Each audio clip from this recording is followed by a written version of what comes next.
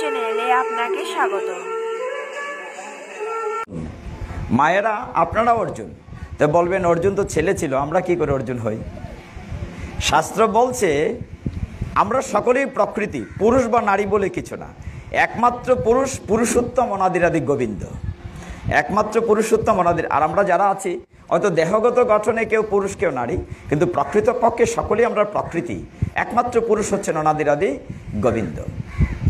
আমরা সকলেই মনে করেন কুরুক্ষেত্রের যুদ্ধক্ষেত্রে আছি, আমরা সকলেই একটা জীবন যুদ্ধে আছি, আমরা সকলেই অর্জুন।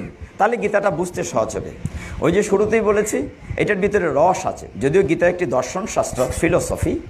ভাগবত বা রামায়ণ মহাভারত হলে গল্প শুনতে পারতেন, মজা লাগতো, কিন্তু গীতা মনে করেন কঠিন না। এইটার ভিতরে মজা আছে, একটু সময় যদি ধৈর্য ধরে শুধু থাকেন। গীতায় 18টি অধ্যায় আছে, 700 শ্লোক আছে। ভগবান শ্রীকৃষ্ণ দেখা গেল অর্জুনকে 574টি শ্লোক বলেছেন। 700 শ্লোক কিন্তু ভগবান বলেন নাই। একটি শ্লোক বলেছে অন্ধ রাজা ধৃতরাষ্ট্র, ওই যে কানা বেটা, একটা শ্লোক বলেছে। সঞ্জয় হয়তো বলেছে 40টা শ্লোক, অর্জুন হয়তো বলেছে 85টা শ্লোক, আর ভগবান বলেছেন 574টা শ্লোক। সব কিছু মিলিয়ে 700টা শ্লোক। আমরা গীতায় যদি প্রথম থেকে 700 শ্লোক নিয়ে আলোচনা করি কয়েকদিন লাগবে কিনা প্রভু? আমরা সবগুলো অধ্যায় নিয়ে আলোচনা করলে অনেক সময় লাগবে। একটা বুদ্ধি করা যেতে পারে, যদি 18টি অধ্যায়কে আমরা 18টি ফুলের বাগান মনে করি, তাহলে বিভিন্ন বাগান থেকে একটা দুইটা ফুল তুলে একটা মালা গাঁথতে পারি, একটা মিল করতে পারি যে সব অধ্যায় একটা দুইটা অধ্যায় টাচ করলাম। পুরো গীতা আপনি যদি 1 ঘন্টা ধৈর্য ধরে বসেন, আপনার সকলেই গীতায় প্রজ্ঞাতীর্থ, আপনার এমনি গীতা সম্পর্কে জানেন, জ্ঞানী। আরও 1 ঘন্টা দেখবেন পুরো গীতার উপর দখল এসে যাবে, একদম সোজা গীতা। কীরকম গীতার একদম, আমরা তো প্রথম দিক থেকে পড়ি সাধারণত। যদি গীতা পড়ি প্রথম মঙ্গলাচরণ থেকে পড়ি, ওম পার্থায় প্রতিবোধিতাং সেখান থেকে পড়ি, কিংবা অমৈশ্য শ্রীমদ্ ভগবত গীতা মালা মন্ত্র সেখান থেকে পড়ি। আর শেষে একদম শেষের যে অধ্যায়টি তার নাম হচ্ছে মুখ্য যুগ বা মুখ্য যুগ, যে উচ্চারণই করেন যেভাবে। 18 অধ্যায়ের যে শেষের শ্লোকটা 78 নম্বর শ্লোক, আপনারা শুরু করেন প্রথম থেকে, আমরা শুরু করি আজকে মনে করেন উল্টো দিক থেকে। শেষের শ্লোকটা কি বলছেন? একটা উদ্দেশ্য নিয়ে তো আমরা বসেছি এখানে, আপনার একটা উদ্দেশ্য নিয়ে আসছেন যে গীতা পাঠ শুনবো, নিশ্চয় একটা কারণ ছাড়া তো আসেন নাই। এই সময় হয় বিশ্রাম করতেন, আর নয় গল্প করতেন, আর নয় তাস খেলতেন, না আড্ডা দিতেন, না টেলিভিশন দেখতেন। একটা উদ্দেশ্য নিয়ে আসছে, এই সময়টা আমরা গীতা পাঠে থাকবো। আপনাদের চরণে আবারও প্রণতি নিবেদন করছি, এই যে সংকল্প করেছেন যে কিছুটা সময় গীতা শুনবো, এটা পূর্ব জন্মের স্বীকৃতি। সকলে গীতা পাঠে আসতে পারবে না, কখনো পারবে না। গীতার শুরুতে যে মঙ্গলাচরণে লেখা আছে একটা জায়গায়, সুধীর ভুক্তা গীতা অমৃতমত লেখা আছে না? গীতার মঙ্গলাচরণে লেখা আছে স্পষ্টত যে সুধীর ভুক্তা গীতা অমৃত, সুধীজন গীতা শুনতে পারবে, সকলে না। গীতার অমৃত সকলে আস্বাদন। দেখবেন বাড়ি থেকে বের হয়েছেন, হঠাৎ একটা মোবাইল আসছে, জরুরি, এই বন্ধু তুমি যাও, হ্যাঁ তুমি যাও, আমি যাইতাম না, হয় না অনেক সময়? আবার দেখেন বাসা থেকে বের হয়েছেন, দেখা গেল বাসাতে একজন অসুখ বিসুখ বিপদ, দেখবেন আসতে পারছে না। সবাই আসতে পারবে না।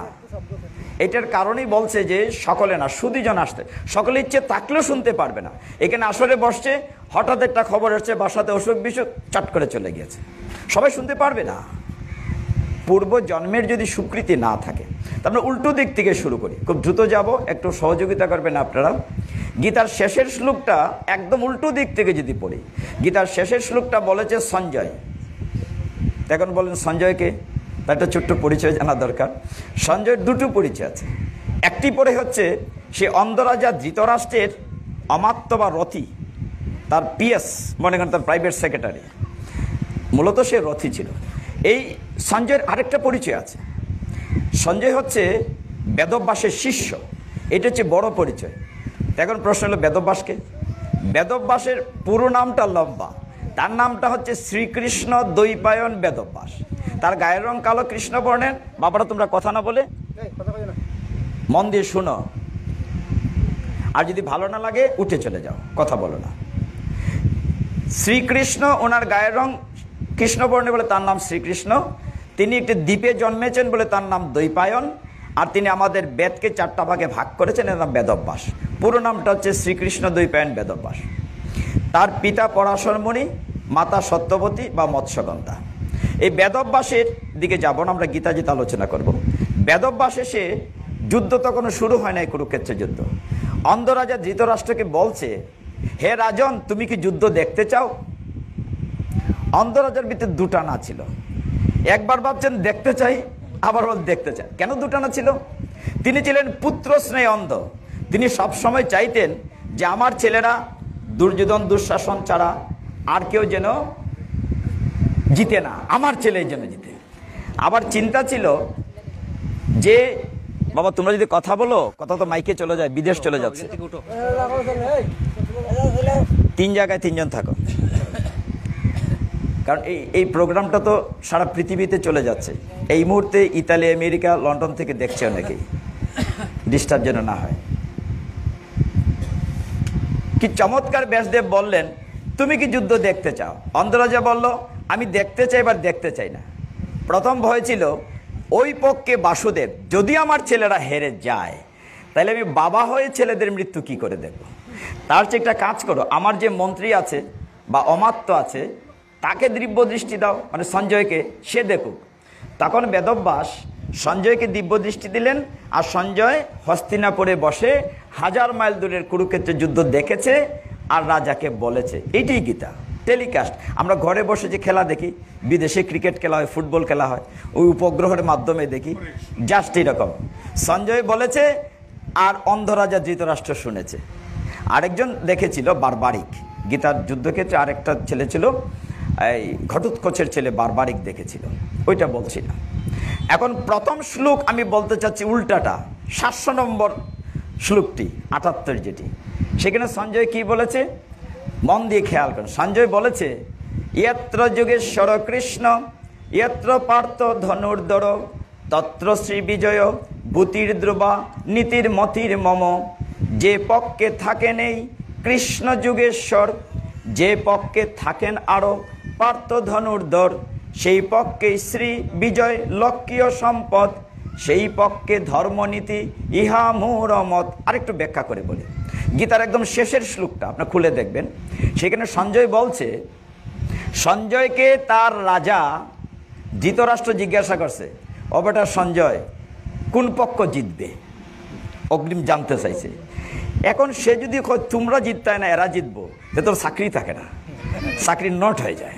সে একটু সালাকি করে শ্লোক কইরা কইল, ইয়াত্র যুগেশ্বর কৃষ্ণ, মানে যে পক্ষে থাকেন কৃষ্ণ, যে পক্ষে থাকেন ধনুর্ধর অর্জুন, সেই পক্ষেই শ্রী, সেই পক্ষেই বিজয়, সেই পক্ষেই লক্ষ্মী, সেই পক্ষেই সম্পদ।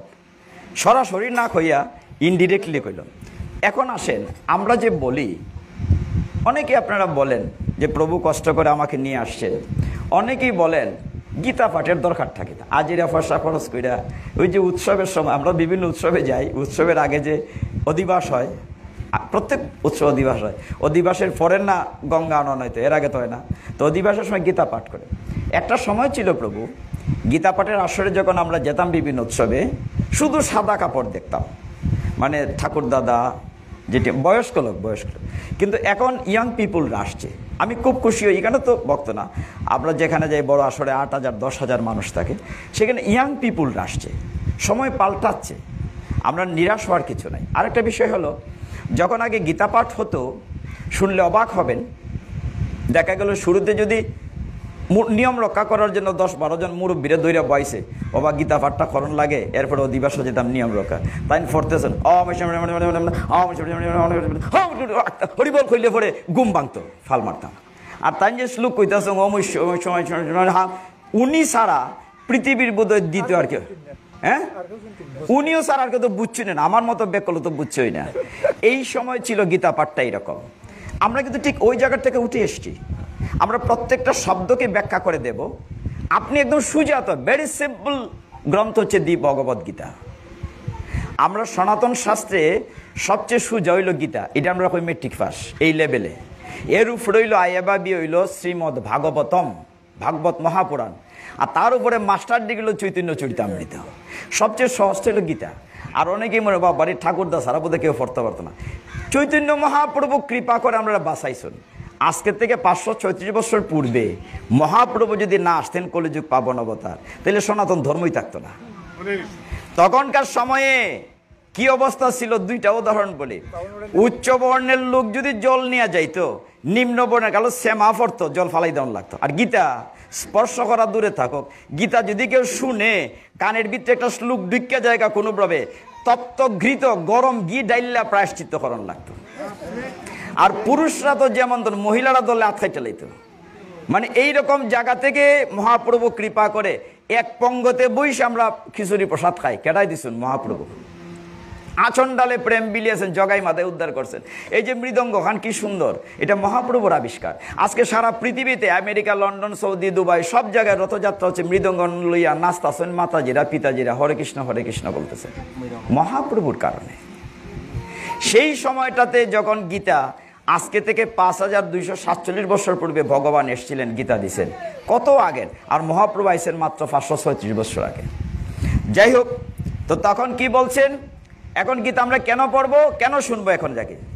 আপনি বললেন যে তফসা খরচ কইরা আরেকবার ত্রিফাল টাঙ্গাইছে, মাইক লাগাইছে, ফ্যান লাগাইছে, আর মধ্য থেকে আপনার কত সময় নষ্ট করছে, খামুক্কা গরবে ঘুমাইলাম না, আরামটা নষ্ট করছে। কিন্তু কেন গীতা শুনবো? শাস্ত্রে সিদ্ধান্ত দিয়েছে গীতা হচ্ছে একটি পূর্ণাঙ্গ জীবন ব্যবস্থা। The Gita is a complete code of life. আপনি কি করে সংসার চালাবেন, কি করে যুদ্ধ করবেন, কি করে রাজনীতি করবেন, কি সুখে থাকবেন, সমস্ত প্রশ্নের উত্তর গীতায় আছে। সব প্রশ্ন উত্তর। একটা উদাহরণ দিই, এই শ্লোকটা দিয়েই বলি। এই শ্লোকটাতে কি বলছে? সঞ্জয় বলছে, যে পক্ষে থাকেন কৃষ্ণ যুগেশ্বর, যে পক্ষে থাকেন পার্থ ধনুর্ধর, সেই পক্ষেই শ্রী বিজয় লক্ষ্মী সম্পদ। আচ্ছা, এখন খুন চাই, আমরা কি শ্রী চাই না? শ্রী মানে তো সুন্দর, আমরা কি চাই না? জগতের আমরা জীবনের লেগে গীতা দরকার কিনা? আমরা কি শ্রী চাই কিনা? আরে সুন্দর থাকার জন্য কত ফেয়ার অ্যান্ড লাভলি মাখি, কত কিছু করি, শ্রী চাই কিনা? বুড়ো হয়ে গেছে গে, আমার বয়স 60+, পেনশনে চলে গেছে, তাও তো মাথায় কলম দেই, ভাবি যে বোধহয় আর কয়টা দিন জোয়ান আছি। আসলে তো বেল নাই। কিন্তু এই যে শ্রী তো সকলেই চায়, এটা আমাদের সহজ। প্রভু একবার দেখতেছেন আপনি, যে জায়গায় দেখা যায় কেন, ওই যে আপনার কথাই বলতেছি, সকলের মুখ না দেখলে কথা বলতে ভালো লাগে না। তাইলে গীতার সিদ্ধান্ত কি দিছে? যদি আপনি শ্রী চান, আচ্ছা শ্রীর পরে লক্ষ্মী, আমরা কি লক্ষ্মী চাই না? কেটা চাই না? কলিত চাই। সম্পদ, আমরা সম্পদ চাই না? আমরা কি বিজয় চাই না? জিততাম চাই না? নেই চাই। আমরা কি ধর্ম চাই না? চাই। এই যে 5টা জিনিস 700 নম্বর শ্লোক, আমি উল্টা দিক দিয়ে কেড়ে আইছে, কারণ আছে। এটা হলো গীতার সিদ্ধান্ত। গীতায় বলছেন, সঞ্জয় বলছে যে আপনি যদি শ্রী চান, বিজয় চান, লক্ষ্মী চান, সম্পদ চান, ধর্ম চান, তাইলে কৃষ্ণকে আপনার পক্ষে রাখতে হবে। এটা আমার কথা না, গীতার কথা। গীতায় বলছে, তার রাজারে কইতেছে, যে পক্ষে থাকেন কৃষ্ণ যুগেশ্বর, যে পক্ষে থাকেন পার্থ ধনুর্ধর, সেই পক্ষেই শ্রী বিজয় লক্ষ্মী সম্পদ ধর্মনীতি। তাহলে আমরা যদি শ্রী চাই, আপনারা কিন্তু কইছেন আমরা শ্রী চাই, আমরা লক্ষ্মী চাই, আমরা সম্পদ চাই, আমরা বিজয় চাই, তাহলে কি করতে হবে? কৃষ্ণরা আমাদের পক্ষে নিতে হবে, ভগবানরা আমাদের পক্ষে নিতে হবে। এখন কি করে পক্ষে নেব? দুইটা রকম গঠন আছে। একটা হইল যে আমাদের গ্রাম দেশেই মনে করেন, যদি আমি কোনো বিপদে পড়ি, মারামারি লাগে, আমার পক্ষে কে আসে? আমার আপনজন, লাঠি লিয়া বাইর হয়। কোর্টে যদি মামলা হয়, আমার পক্ষে কে যায়? আমার আপনজন, পরিচিতজন সাক্ষী দেয়। আরেকটা পক্ষ নেওয়া যায় যদি টাকা দিয়ে বুকিং করা যায়, যদি মালফানি খরচ করা যায়। কিন্তু কৃষ্ণরে তো টাকা দিয়ে পক্ষে আনার কোনো সুযোগ নাই। সুযোগ আছে রে? নাই। There is no scope. কারণ কৃষ্ণ তো আমাদের মতো মানুষ না যে সামনে বেটা লই লাগেছে আমরা পক্ষে আইও। কিন্তু গীতা কি সিদ্ধান্ত দিয়েছে? কৃষ্ণকে আমাদের পক্ষে নিতে হবে। যদি আমরা সুখ চাই, যদি আমরা সম্পদ চাই, যদি আমরা ধর্ম চাই, যদি আমরা লক্ষ্মী চাই, তাহলে কৃষ্ণকে আমাদের পক্ষে নিতে হবে। এই কথাটা মনে রেখে বসেন। আমরা আজকে এখানে বইছি, গীতা পাঠের পরে বুঝবো কৃষ্ণকে কি করে পক্ষে নেওয়া যায়। আস্তে আস্তে বেরিয়ে আসবে। আমরা শুরু করেছি উল্টা দিক থেকে। আপনি যে ধৈর্য ধরে জীবনে কত সময় নষ্ট করছেন, আমি না আর 1.5 ঘন্টা 1 ঘন্টা নষ্টই করলাম, একটু সময় যদি বসেন। এই শ্লোকটিতে ভগবান কি বলেছেন? সঞ্জয় বলছেন, যে পক্ষে থাকেন কৃষ্ণ যুগেশ্বর। একটা শব্দ মন দিয়ে করেন, যুগেশ্বর বলছে। যুগেশ্বর শব্দটার অর্থ কি? ভগবানকে বলছে যুগেশ্বর কৃষ্ণ। যুগেশ্বর মানে যিনি সমস্ত কৌশলের মহারাজা। এখনো যে মায়েরা ঘরে আছেন, সকলে আসরে আসেন, ওদিক ওদিক না ঘোরাঘুরি করে মায়েরা মেয়েরা আসরে আসেন। হয়তো আরেকবার জীবনে আমরা এখানে না আসতে পারি। সঞ্জয় বলছেন যে পক্ষে থাকেন কৃষ্ণ যুগেশ্বর। যুগেশ্বর শব্দের অর্থ কি? সমস্ত কৌশলের রাজা। আরে আমরা কি ইঞ্জিনিয়ার? ভগবানের মতো সুপার ইঞ্জিনিয়ার আছেন, তিনি সব প্ল্যান করা, সমস্ত বিশ্ব ব্রহ্মাণ্ড পরিকল্পনা করে চালাচ্ছেন, সুপ্রিম ইঞ্জিনিয়ার। তিনি যে যুগেশ্বর, একটা ছোট উদাহরণ দিই, বুঝতে ভালো লাগবে। দেখবেন গল্প করতে করতে সারা গীতা আপনার মুখস্থ হয়ে গেছে। যুদ্ধ শুরু হবে, কুরুক্ষেত্রের যুদ্ধ। ভগবান তখন দ্বারকার রাজা, খুব প্রতাপশালী ভগবান দ্বারকার রাজা। তিনি ছোট বাবুদেরও ভালো লাগবে, গল্পের মতোই তো করছি। ভগবান ঘোষণা দিলেন যে কালকে ঘুম থেকে উঠে যাকে আমি প্রথম দেখব তাকে যা চায় তাই দিয়ে দেব। এই খবর শুনে শকুনি, আপনারা ভালো করে চিনেন, দুর্যোধনের মামা, হ্যাঁ, দুর্যোধনে কয় বাইক না বেটা খবর পাইছে একটা, হ্যাঁ দুর্যোধন তুমি যাও। কৃষ্ণ তো তখন বিশাল নারায়ণী সেনার মালিক, আর কৃষ্ণের সবাই ফক্কে সাইকে নেয়। কৃষ্ণের তো অনেক বড় পরিবার ছিল। কৃষ্ণের ছিল 16,108 পরিবার। প্রত্যেক পরিবারের ঘরে 10টা ছেলে, 10টার ঘরে আরো 11টা ছেলে মেয়ে। এখন এই ছেলে মেয়েকে বিয়ে দিয়ে সারা পৃথিবীতে তার বিয়ে এলা সম্পর্কে কি অভাব আছে? হ্যাঁ, ভগবান শ্রীকৃষ্ণের তো এইভাবে ভগবান শ্রীকৃষ্ণকে সকলে পক্ষে নিতে চাইছে। যেমন আমরা এখন আমেরিকা লন্ডনকে পক্ষে নিতে চাই, এরা তো শক্তিশালী। তো ভগবান ঘোষণা দিয়েছেন, আমি যুগেশ্বর শব্দের ব্যাখ্যা দিচ্ছি, যে কাল ঘুম থেকে উঠে যিনি তাকে প্রথম দেখবে তাকে যাচ্ছে। দুর্যোধন খবর পেয়ে ঘুম থেকে উঠে সকালে চলে গেছে কৃষ্ণের বাড়িতে। কৃষ্ণ তো মাথায় হাত দিয়ে শুয়ে আছেন। আমরা যখন শুয়ে থাকি পা তো সামনের দিকে, মাথার পেছনে একটা চেয়ার। দুর্যোধন গিয়ে ভাবলো তো এটা আমার জন্যই, তার তো একটা অহংকার আছে, আমি তো রাজার ছেলে, সুজা কথা না, আমি তো ধৃতরাষ্ট্রের বড় ছেলে। এটা বোধ হয় কৃষ্ণ আমার লেগে রাখছে। কৃষ্ণের মাথার পিছনে একটা চেয়ার, দুর্যোধন ট্যাঙ্গের উপরে ফাউতুল্লা আরামে বসে রয়েছে। কতক্ষণ পরে অর্জুন গেছে।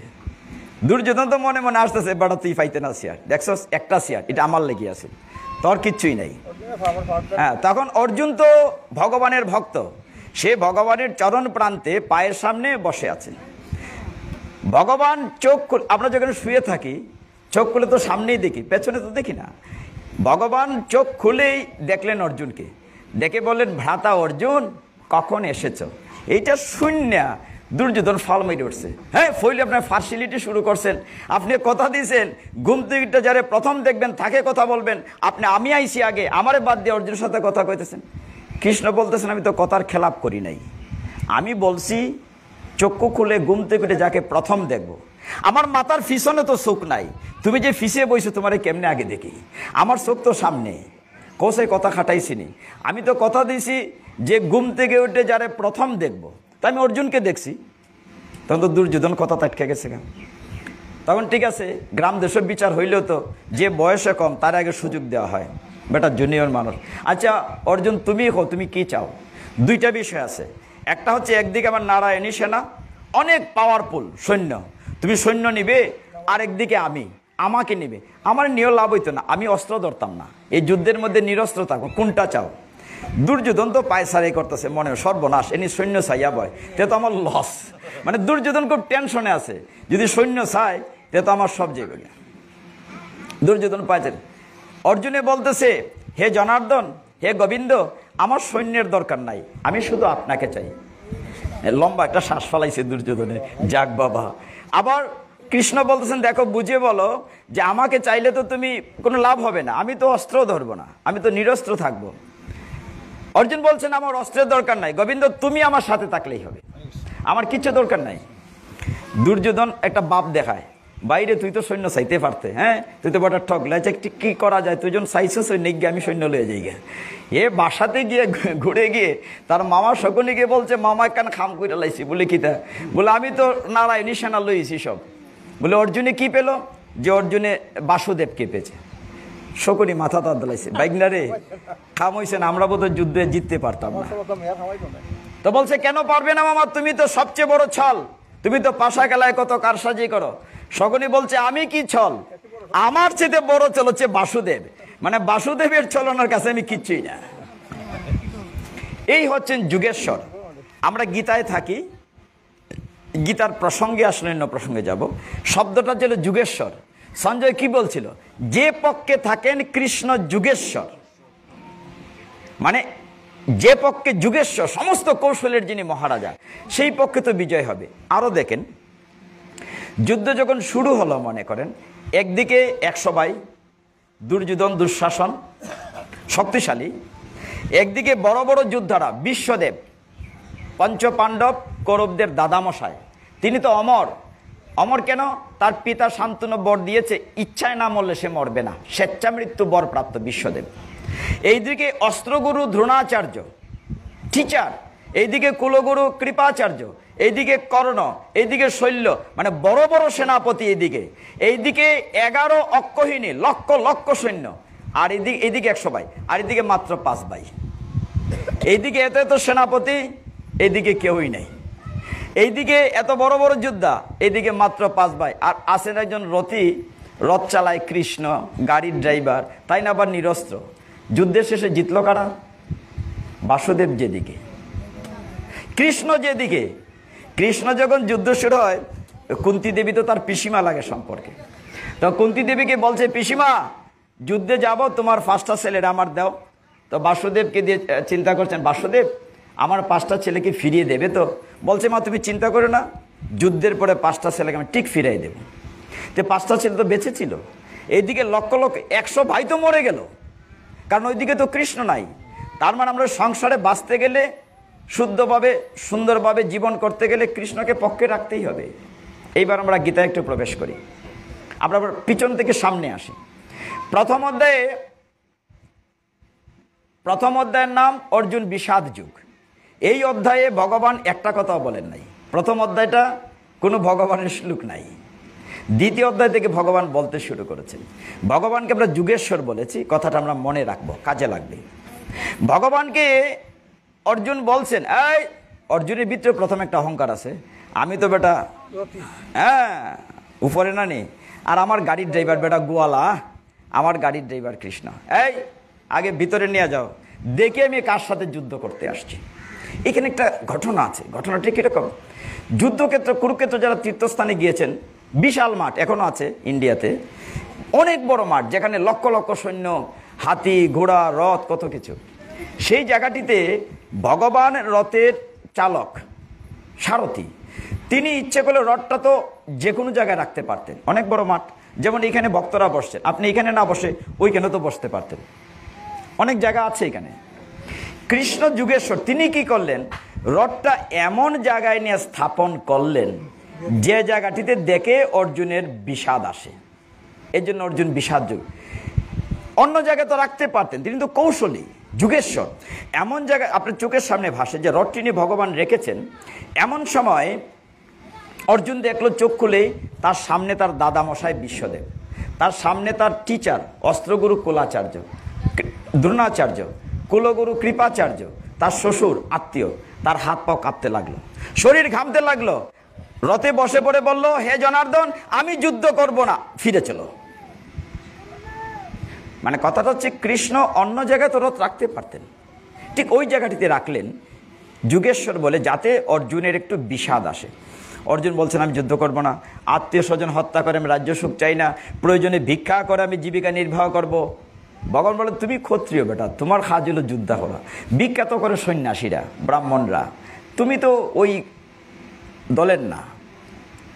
অর্জুন বলছে, না আমি যুদ্ধ করব না, যুদ্ধ করলে সমস্ত পুরুষরা মরে যাবে, সব পুরুষরা মরে গেলে মহিলারা বিধবা হবে, মহিলারা বিধবা হলে বেবিচারিণী হবে, বেবিচারিণী হলে শঙ্কর সন্তান জন্ম নেবে, শঙ্কর সন্তান জন্ম হলে উত্তর পুরুষের পিণ্ডদান হবে না, উদ্ধার হবে না। অর্জুনের কথাতে যুক্তি আছে, অর্জুনের জায়গায় হইলে আমি আপনিও সেই কথাই বলতাম। ভগবান বলেন, অর্জুন তুমিও ভুল করেছো এই জায়গাটিতে, তুমি মারার কে? আমি তো মেরে রেখেছি, তুমি তো উপলক্ষ মাত্র। হ্যাঁ, তুমি মারার কে? আর তুমি যে অনুসূচনা করছো, অসূচন অন্য সূচাস্তাং প্রজ্ঞাবাদংশ ভাষসে গতাশুনশ্চ নান অনুসূচান্তি পণ্ডিতা। ভগবান বলছেন, একজন পণ্ডিত ব্যক্তি কখনো অনুসূচনা করে না, কে এলো আর কে গেল। তুমি কথাগুলো বলছো জ্ঞানীর মতো, কাজটি করছো মূর্খের মতো। তুমি মারার কে? আমি মেরে রেখেছি। পরের শ্লোকে ভগবান আরো সুন্দর বলেছেন, দ্বিতীয় অধ্যায় থেকে কথা বলতে শুরু করেছেন। 22 নং শ্লোকে বলছেন, ভগবান বলছেন, তুমি যদি মারো বা কাটো দেহটাকে মারবে, দেহটা তো নশ্বর, আত্মা অবিনশ্বর, আত্মাকে তুমি মারতে পারবে না। ভগবান বলছেন কি, ন এনম চিন্দন্তি শস্ত্রাণি ন এনমে দহতি পাবকহ ন চৈনমে ক্লেদয়ন্তপ ন সুশৈতি মারুতহ। অর্জুন, আত্মাকে অস্ত্র দিয়ে কাটা যায় না। ন এনম ছিন্দন্তি শস্ত্রাণি, পাবক মানে আগুন, ন দহতি পাবক, আগুনে পোড়ানো যায় না, জলে ভিজানো যায় না, বাতাসে উড়ানো যায় না। তো বলছে আত্মাটি কেমন? বলছে আত্মাটি এইরকম। 22 নং শ্লোকে উল্টো দিকে বলছেন, 2য় অধ্যায় সাংখ্য যুগে ভগবান বলছেন, বাসাংসি জীর্ণানি যথা বিহায় নবানি গৃহ্ণাতি নরূপরানি তথা শরীরানি বিহায় জীর্ণান্য অন্যান্য সংঘাতি নবানি দেহি। অর্থাৎ বাংলাটা হচ্ছে বাসাংসি জীর্ণানি মানে বস্ত্র যখন পুরানো হয়, বাসাংসি মানে বস্ত্র, জীর্ণ মানে পুরাতন। 2য় অধ্যায় 22 নং শ্লোকে ভগবান বলছেন, বাসাংসি জীর্ণানি যথা বিহায়, আমাদের কাপড় যখন পুরনো হয় আমরা ফেলে দেই, নতুন কাপড় পরি, ঠিক তেমনি আত্মা মানে দেহি যখন এই দেহটা তার পছন্দ হয় না, সেটা ফেলে দিয়ে আরেকটা নতুন কাপড় পরে। এইভাবে আত্মা এক দেহ থেকে আরেক দেহে যায়। কিন্তু আমরা এতটা ব্যস্ত বর্তমান কলিযুগে, আমরা আত্মার খাবার নিয়ে ব্যস্ত হই না, শুধু দেহটা কেমনি আরো ফেয়ার অ্যান্ড লাভলি দিয়ে ঠিক রাখা যাবে এই নিয়ে খুব ব্যস্ত থাকে। এটা একটা খাঁচা, এটা পাখির খাঁচা। আমরা একটা ভাড়াটিয়া বাড়িতে আছি, যখন মালিকের পছন্দ হবে না বলবে গেট আউট, 1 সেকেন্ড লাগবে না। এই করোনায় লক্ষ লক্ষ লোক গেট আউট হয়ে গেছে, সেকেন্ডের ব্যাপার না, বলবে গেট আউট। এই পাখির খাঁচা নিয়ে আমরা ব্যস্ত, প্রতিদিন তার তেল মশলা খাবার, এই কত ধরনের অখাদ্য কুখাদ্য সুখাদ্য কত খাবার খাচ্ছে শুধু দেহটা ঠিক রাখার জন্য। আর আত্মার খাবার হচ্ছে কি, ভগবানের গীতা ভাগবত গুণকীর্তন কৃষ্ণ নাম, সেটা হচ্ছে আত্মার খাবার। কিন্তু সেই দিকে আমরা কোনো খবর নেই না। তাহলে একটা গল্প বলি, বুঝতে ভালো লাগবে। এই গ্রামের মনে করেন এক বাড়িতে কয়েকটা ভাই, 2 ভাই বিয়ে করেছে, 3য় ভাই আরেকটা জায়গায় বিয়ে করেছে অন্য একটা গ্রামে। তো ওই ছোট বউটা বিয়ের আগে একটি ময়না পাখি পুষত। অনেকের শখ আছে না, পিঞ্জরাতে একটা রূপার পিঞ্জরা চকচক করে, এ খাঁচার মধ্যে একটা ময়না পাখি পুষত। বিয়ের পরে তো রেখে আসতে পারলো না, ভাবলো এটা নিয়ে আমি শ্বশুর বাড়িতে যাব। তো শ্বশুর বাড়িতে আসলো, ওই পাখিটা সই আসলো, এসে পাখির খাঁচার যত্ন করে, পাখির যত্ন করে দিন যায়। কিছুদিন পরে ওই ছোট বৌমার ভাইয়ের বিয়ে লেগেছে। তো নাইর যেতেইব, বড়দি বড় জাল রে, দিদি তো ডাকে না, জাল রে দিদি তো কয়। বলছে দিদি আমি তো নাইর যাব, কিন্তু আমার খাঁচাটাকে দেখবে, মানে খুব আদরের জিনিস তো।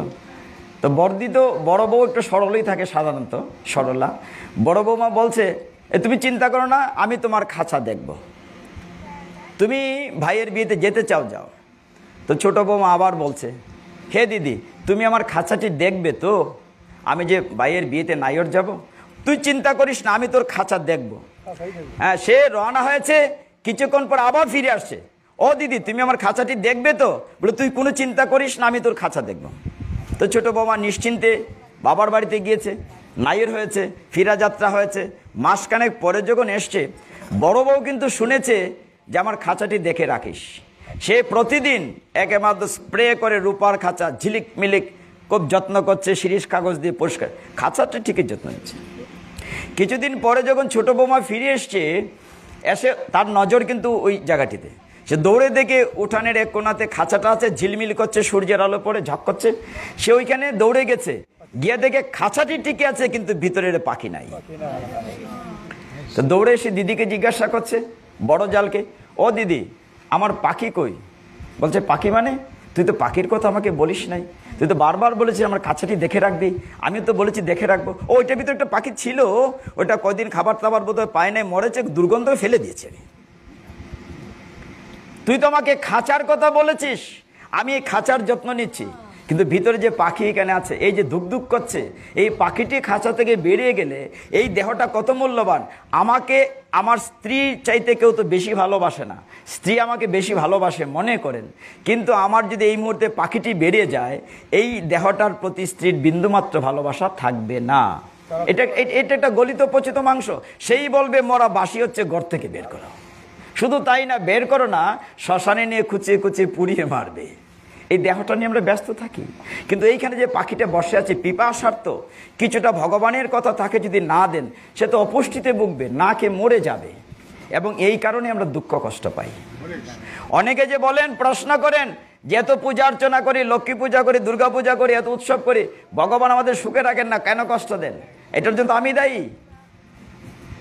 আপনারা পদকর্তারা কি বলেন? কৃষ্ণ ভুলি যেই জীব অনাদি বহির্মুখ, অতএব মায়া তাকে দেয় সংসার দুঃখ। কি বলছেন? কৃষ্ণ ভুলি যে জীব অনাদি বহির্মুখ, মানে কৃষ্ণকে ভুলে গিয়ে যে বহির্মুখ হয়ে গেছে, অতএব মায়া তাকে দেয় সংসার দুঃখ। তা আমার দুঃখের জন্য তো আমি দেই। গ্রাম দেশে আরেকটা কথা প্রচলিত আছে না, ও বা আইলে গেলেন না আত্মীয়তা, হয় না? মানে যদি মেয়ের বাড়ি, ছেলের বাড়ি, বন্ধুর বাড়ি আত্মীয় না গেলে আইলে গেলে আত্মীয়তা। এখন ভগবানের পাঠে গেলাম না, ভগবানের মন্দিরে গেলাম না, অনুষ্ঠানে গেলাম না, আবার ভগবানের দোষী, ওবা তুমি দিয়ে আমার দিকে ফিরে আসাও না। তার সাথে তো আত্মীয়তাই নাই, আসা যাওয়া নাই, আমি চিনবো কেমনে? উদাহরণ দেই, দেখেন গীতা তো একদম বাস্তব, উদাহরণটা বুঝবেন। মনে করেন আজকে অনেকের নতুন দেখেছি, আমাকে নতুন দেখেছেন, এর আগে পরিচয় ছিল না। এখন আমি যদি রাস্তা দিয়ে যাই, একটা টমটম থেকে কাইতে ফুইরা যাই, আপনারা কেউ না কেউ আগাইবা যেই লোকটারে দেখছি 2 ঘন্টা বক বক করে আমরা বিরক্ত করছে, একটা বেটার তুললে হাসপাতাল দিয়াই চিনা চিনা লাগে। আর যদি আমার না চিনতেন, দেখি না কইরা গে লাগানে। ঠিক এরকম আপনি যদি ভগবানের সাথে সম্পর্ক থাকে, তবেই ভগবান আপনাকে বিপদ থেকে রক্ষা করবে, নাহলে রক্ষা করবে না। তার সাথে একটা সম্পর্ক থাকতে হবে। এটা মেলায় হারিয়ে যাওয়ার মতো। আমরা যখন বড় মেলাতে যাই, বাবার আঙ্গুল ধরে যখন সন্তান মেলাতে যায়, মেলা থেকে আঙ্গুল থেকে সন্তানটি ফসকে গিয়েছে ভিড়ের টেলায়। ভগবান পিতা সন্তানকে খুঁজছে, সন্তানও পিতাকে খুঁজছে। এই খোঁজাখুঁজির মধ্যে আমরা আছি। খুঁজতে খুঁজতে আমরা 4 তলায় চলে আসছি। আরেকটু সময়, আরেকটা তলা। আমরা কেউ মারা গেলে কি বলি? দিব্যান লোকাংশ। সেজন্য দিব্যলোকে যায়। সে দিব্যলোকে যাওয়ার জন্য, বৈকুণ্ঠে যাওয়ার জন্য আমরা প্রস্তুত। সবাই কি প্রস্তুত? নিশ্চয়ই না। আমি যদি ভগবানের সাথে সম্পর্ক না থাকে, তাহলে তার বাড়িতে যাবো কি করে? কাজেই এখনো সময় আছে, একটু আমরা গীতামুখী হই, সন্তানকে গীতামুখী করি, আমরা আরেকটু আগাই, নাহলে শেষ করা যাবে না। 2য় অধ্যায় গেল। 3য় অধ্যায়ে কর্মযুগে অর্জুন জিজ্ঞাসা করেছেন, 36 নম্বর শ্লোকে জিজ্ঞাসা করেছেন ভগবানকে, আচ্ছা ভগবান বলছে না, তার গাড়ির ড্রাইভার বলছে, হে পার্থসারথী, কি এমন শক্তি আছে আমরা করতে চাই না কোনো কাজ, তবুও করায়? আছে না প্রভু? হ্যাঁ, কার দ্বারা করা। বলছে যে দেখা যায় যে আমরা অনেক সময় একটা খারাপ কাজ করে ফেলি, পরে অনুশোচনা করে, এটা আমার বোধহয় করা ঠিক হয় নাই। কেন করলো? আফসোস হয় না যে রাগ করে ফেললাম, তার একটা মাইর দিলাম বাচ্চাটারে, আর এই কাজটা তো ঠিক হয়েছে না, কিন্তু আমি কেন করি কাজটা? ভগবান বললেন, উত্তরে বলছেন, কাম এসো ক্রোধ এসো রজগুণ সমুদ্ভব। যে আমার ভিতর যে কাম ক্রোধ, যেগুলো রজগুণ থেকে উৎপত্তি হয়, এই কারণে ওই খারাপ কাজের দিকে আমাকে প্রলুব্ধ করে। এইগুলো তোমার শত্রু তোমার দেহের ভিতরে। এক সময় শত্রু ছিল অনেক দূর। সত্যযুগে ওই অসুররা পাতাল লোক থেকে গিয়ে স্বর্গলোক অ্যাটাক করতো, কত দূরাদূরি। শত্রু ছিল অনেক দূরাদূর, ওইখান থেকে আরো যুদ্ধ করতো, স্বর্গ দখল করতো। ত্রেতা যুগের শত্রু আরো কাছে আইছে, সমুদ্রের ইফার আর ইফার, এই পারে বেটা রাবণ আর এই পারে রামচন্দ্র, মানে শত্রু আইসা পড়ছে কাছাকাছি। সত্য ত্রেতা। দাপর যুগে আরো কাছে, এক পরিবারে, একদিকে কৌরব বংশ, একদিকে খাখাতো, যেটা তো ভাই, এক বাড়ির লোক না নিয়ে, এক বাড়ির ভিতরে শত্রু আইছে। আর কলিযুগে এসে আরো কাছে, দেহের ভিতরে। আমার শত্রু আমার ভিতরে। ভালো কাজ করতে কত যে বাধা দেয়, হ্যাঁ, কত বাধা দেয়, আপনি নিজেরই বুঝবা। ভালো কাজ করতে দেয় না, আর খারাপ হজলেও ফট করে কইরালা, চুরি করতে কইরালা, ডাকাতি করতে কইরালা, মারতে মাইরালা, পরে চিন্তা সর্বনাশীটা কিতা করলাম। তো এইভাবে এখন আমার ভিতরে শত্রু। ভগবান 3য় অধ্যায়ে বলছেন, তুমি যদি শত্রুকে জয় করতে চাও, শত্রুর ঠিকানা জানতে হবে, কোথায় থাকে। শত্রুর শক্তি সম্পর্কে জানতে হবে। তোমার শত্রু হচ্ছে কাম, ক্রোধ, লোভ, মোহ, মদ, মাৎসর্য। এইগুলা কোথায় থাকে? মন নামক তার ভিতরে কন্ট্রোলে থাকে। এদের লিডার হইল মন। এরে তুমি যদি কন্ট্রোল করতে পারো, তাইলে তুমি সত্যগুণে যদি উদ্ভাসিত হও, রজগুণ তমগুণে যদি দাবাই রেখে সত্যগুণ উঠাইতে পারো, তাহলে তুমি এদেরকে জয় করতে পারবা। অর্জুন, তুমি যুদ্ধ করো, এখানে যা হচ্ছে এটা ধর্মযুদ্ধ তোমার। এইভাবে আমরা যেতে যেতে 4র্থ অধ্যায়, 5ম অধ্যায় যাচ্ছি। আর একটু মাঝে মধ্যে কিছু জব দিই, নাহলে শেষ করা যাবে না। মনে করেন আরেকটু গেল গিয়ে অক্ষর ব্রহ্মযুগ, ওইখানে গিয়ে ভগবান বলছেন অর্জুনকে, তিনি বুঝাচ্ছে যে দেখো অর্জুন, তুমি যদি একদম শেষ বালা সারা জীবন যাই করো না করো, যদি অন্তকালে শেষ মুহূর্তে যদি তুমি আমার নাম স্মরণ করো, তাহলে তুমি মুক্তি পেয়ে যাবে। সেখানে এমন একটা সুন্দর শ্লোকে বলছেন, অন্তকালে মামেচ স্মরণ মুক্তা কালে বরম, যে অন্তকালে শেষ মুহূর্তে যদি আমার নাম স্মরণ করে সে আমার বাড়িতে চলে আসে। এখন কথা হইল, কোন সময় মৃত্যু আসবে, অন্তকাল কোন সময়, এই সময় যে মুখে দা ভগবানের নাম আইবে এটার কোনো গ্যারান্টি আছে না। এটা হলে প্র্যাকটিসটা, এই গুড কোয়েশ্চেন। অভ্যাস, অভ্যাস একটা যুগ হয়ে আছে অধ্যায়। হ্যাঁ দেখেন, অভ্যাস একটা উদাহরণ দেই, যে গটি গরম সানাসুর বেছে, এই গুমের মধ্যে বালিশ তাবাই হয় গটি গরম হয় না? আর যে বাসের কন্ট্রাক্টারই করে সে দরজার তাবাই হয় ডাকা ডাকা ডাকা। এটা তোর অভ্যাস হয়ে গেছে গা, লব্জ হয়ে গেছে গা। তা আমরা যদি এই জপতলিতে ভগবানের নাম জপ করি, হরে কৃষ্ণ কৃষ্ণ কৃষ্ণ হরে হরে, হরে রাম রাম রাম হরে, এটা মুখের মধ্যে অভ্যাস আইব, থাকবো। এই কারণে ভগবান বলছেন অন্তকালে চ মাম এব স্মরণ মুক্তা কালে বরম। অর্জুন বললেন বুঝলাম না, একটু বুঝায় এখন। বুঝানোটা দেখেন কি সুন্দর। ভগবান বলছেন ভাগবতের ষষ্ঠ স্কন্ধে কন্যাকুজ্জ দেশ, একটা রাজ্যের নাম ছিল কন্যাকুজ্জ। সেখানে অজামিল নামে একজন ব্রাহ্মণ ছিলেন। তিনি তার অন্যান্য ভাইয়ের মতো ভালোই ছিলেন। ওই যে কাম এসো ক্রুদ এসো, কাম এসো ক্রুদ এসো, তার শত্রু তো ভিতরে। একদিন তিনি পিতার জন্য বাগানে গিয়েছেন পুষ্প চয়ন করতে, ফুল আনতে গিয়ে একটি বেশ্যারমণী, কামুকা রমণী দেখে তার কাম বা প্রবৃত্ত হয়েছে। অজামিলের ঘরে কিন্তু বিয়ে করা বউ আছে, সতীসাধ্য স্ত্রী আছে, তাকে ছেড়ে তিনি ওর পানি গ্রহণ করে বাড়ি থেকে বেরিয়েছেন। তার যে কাম এসো ক্রোধ এসো প্রবুদ্ধ যখন হয়েছে, সেই অজামিল, তার নাম ছিল অজামিল, সে ওই মেয়েটিকে নিয়ে, দুশ্চরিত্রা কামুকা মেয়েকে নিয়ে জীবন করছে। ফলে তার বাড়িঘর সব ছেড়েছে, নিজের বউকে ছেড়েছে, অন্যায় করেছে, সমস্ত ধন সম্পদ তার পিছনে খরচ করেছে। কোনো না কোনো কারণে পূর্বজন্মের স্বীকৃতি তার 10টা বাচ্চা হয়েছে। ছোট বাচ্চাটির নাম রেখেছে নারায়ণ। আজকাল তো আমরা নামও ঠিক রাখি না, আগে মুরব্বীরা কিন্তু